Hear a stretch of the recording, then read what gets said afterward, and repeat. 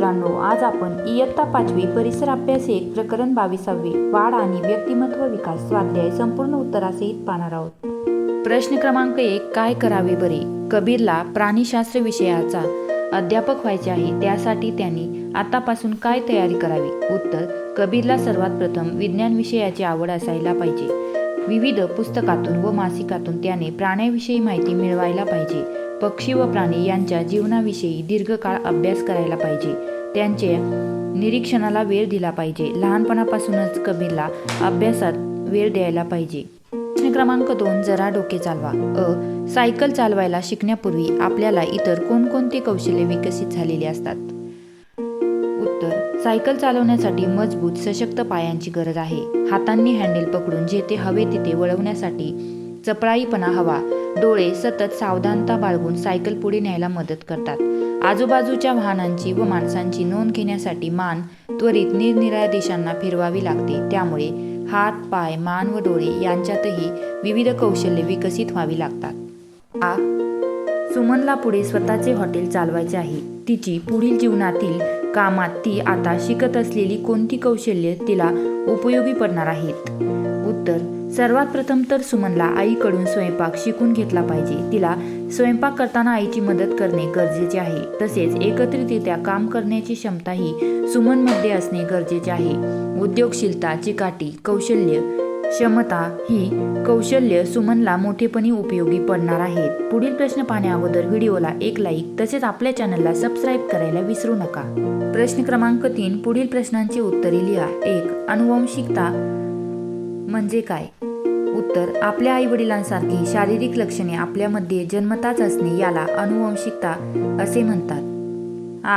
बालवर्गातील मुले व 5वीच्या विद्यार्थी यांच्यात दिसणारे फरक सांगा. उत्तर. 1. बालवयातील मुले 3-4 वर्षांची असतात तर 5वीचे विद्यार्थी 9-10 वर्षांचे असतात. फरक क्रमांक 2. उंची व शारीरिक ताकद कमी असते बालवयातील मुलांची, तर 5वीच्या विद्यार्थ्यांची उंची व शारीरिक ताकद, मानसिक क्षमता वाढलेली असते. बालवयातील मुले शाळेत एकटी जात नाहीत तर 5वीचे विद्यार्थी शाळेत एकटे जाऊ शकतात.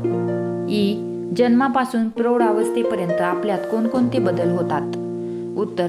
जन्मताच आपले वजन 2 ते 3 किलोपर्यंत असते तर प्रौढ होईपर्यंत 50 ते 60 किलो होते.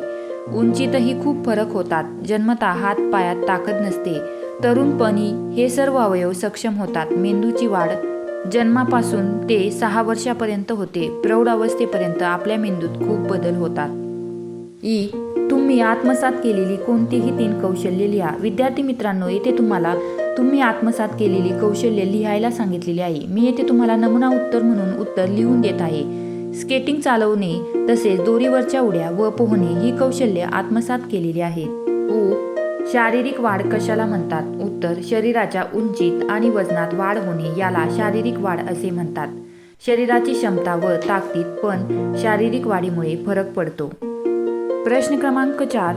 चूक की बरोबर ते सांगा. नव्याने शिकलेली कामे बाळ हळूहळू न चुकता करू लागते. बरोबर. 2. जन्मताच आपण कौशल्य आत्मसात केलेली असतात. चूक. जन्मताच आपण कौशल्य आत्मसात करत नाहीत. स्वतःची सर्व कामे आपण स्वतः करत नाही. बरोबर. जन्मापासून वृद्धावस्थेपर्यंत आपली उंची वाढत राहते. चूक. तर जन्मापासून वयाच्या 16व्या वर्षापर्यंतच आपली उंची वाढते. अशा रीतीने विद्यार्थी मित्रांनो, आपला स्वाध्याय इथेच संपला. भेटूया अशाच नवनवीन स्वाध्यायामध्ये. तोपर्यंत लाईक, शेअर, सबस्क्राईब करायला विसरू नका. धन्यवाद.